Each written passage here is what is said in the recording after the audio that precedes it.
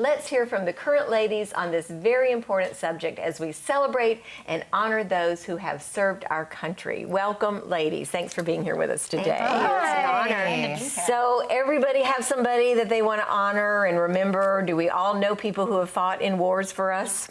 Yes, definitely. Yes. Definitely. Family and friends. And I mean, as we were preparing for this show, I just could not be more reminded of how grateful I am to be an American and to live in this country. I love it. I love 4th of July. I think Memorial Day is wonderful. And just so grateful that so many people have sacrificed for the freedoms that we all get to enjoy. That, you know, a lot of our generation, you know, nobody was drafted. Right. For our generation, you know, so I just think that it's amazing that people can offer up such sacrifices, and I love this country. Yeah. Well, and I think it's so great too because it gives us our chance to remind our children. Sometimes it's easy, we get down to generations and we forget what was fought for and why it was fought for. And I think it's that chance to take a moment and go, let us tell you why we love America, why we love our freedom, because it was fought for. It wasn't really free. It was fought for. And so I think it's that chance just to remember. And I have so many friends. I mean, not only my dad fought in World War II, he was on the front lines as a nurse, if you can believe that.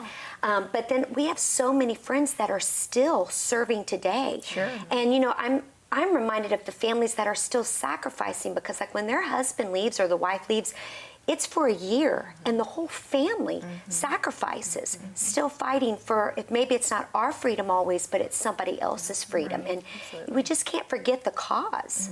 So. Yeah, and I really never knew many people that fought in wars, you know, and I had a good friend in college. He was in the ROTC, and he went away, but we lost touch a little bit. And I know this is going to sound so silly, but a few years ago, I watched on Netflix some of that Army's Wives. Do you remember that show? Yeah. Okay, my heart changed so drastically because it really portrayed what it was like when you have a loved one leave. And so after that, every time I saw anybody in the military, I would go up and I would say, thank you so much for serving, because I really took it for granted. We don't live in a military town.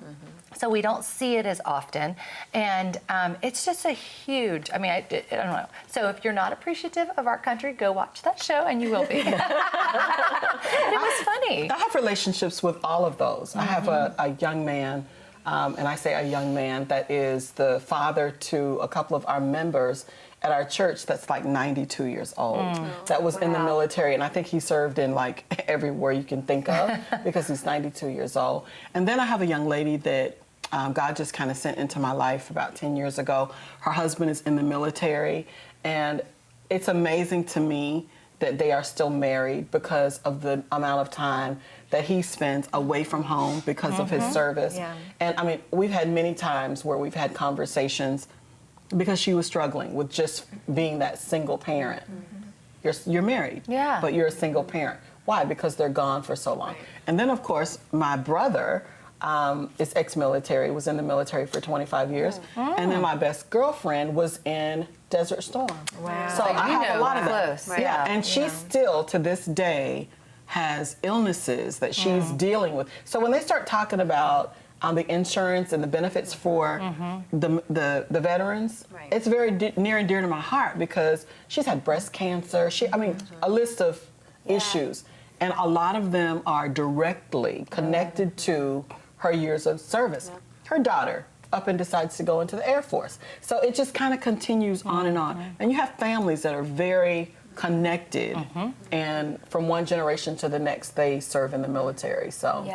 Well, we've talked about Papa, your dad, so much. Y'all have heard all about him, but I mean, feel like he's our Papa. I mean, he is, right? He just You could only be so lucky, right? But he really instilled in me, and I would imagine in you, just such a sense of patriotism and civic duty and honoring the flag and honoring those who served. And when you talk about veterans, you know, as a country, we have not done a great job at all, or good job, and we've done a bad job of honoring those who have come home and who are dealing with PTSD and dealing with illnesses that they incurred while they were over there fighting for our freedoms. So I love that, Leanne, that you speak to. It's just so important. I mean, because if you don't have it close in your life, I don't think until you have a reason to be appreciative, but everybody needs to be appreciative. Absolutely. But see, that's what's so sad to me. Like, we all have a reason to be appreciative. Just, you know what I'm saying? Like, Yeah, we say do, that. but- You know but- what I'm saying is that it's so easy for our generation. And I'm saying for me, it's like I want my kids to understand that you walk outside and can carry a Bible.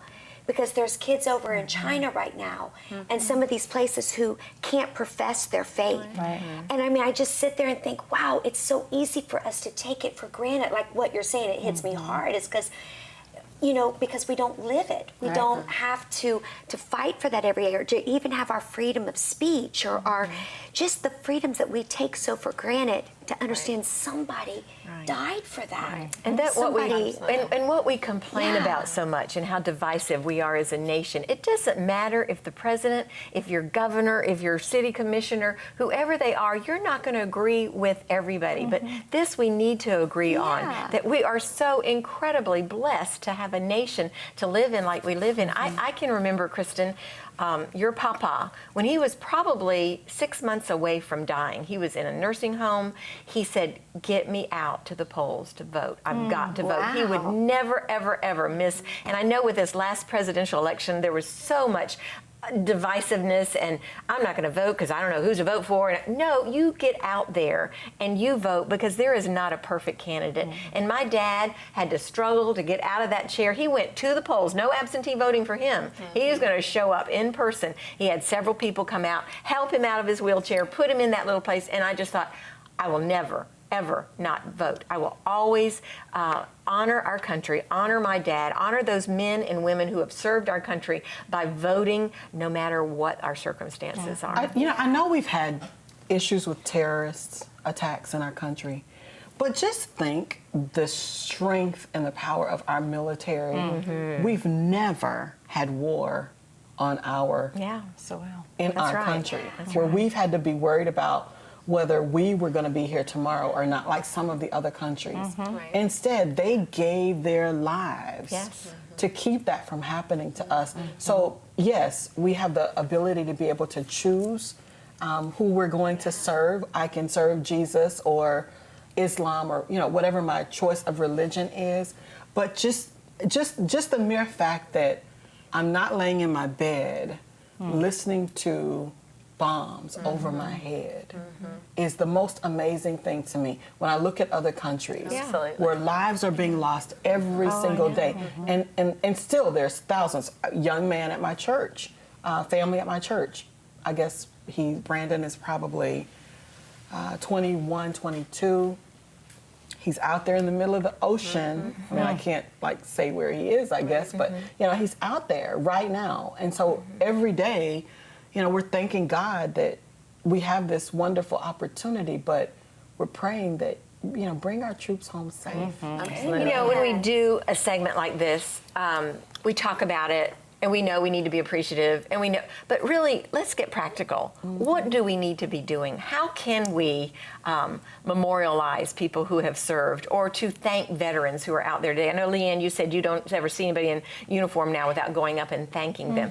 There are tangible things that we need to be doing. Anybody have any ideas? Well, I think that it comes back to that educating ourselves of not only where we come from, but how far we've come.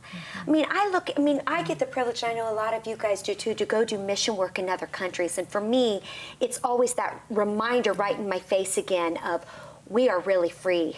And just the freedom that we as women have, that we can walk out without our heads being covered, and we can vote, and we can work, and these are freedoms that we have. And so I think it's educating ourselves to understand where we come from, and then sharing that with our children. Yes. Letting them watch things that says, look, this is what it was about, And I think that's, so when we go up and say thank you to these people who are fighting, we can say thank you for our freedom. Thank you. Why? And so we can carry this tradition on. So. And to encourage maybe some of these women. Leanne, you said it so beautifully about women and how difficult it is a lot of divorces happen.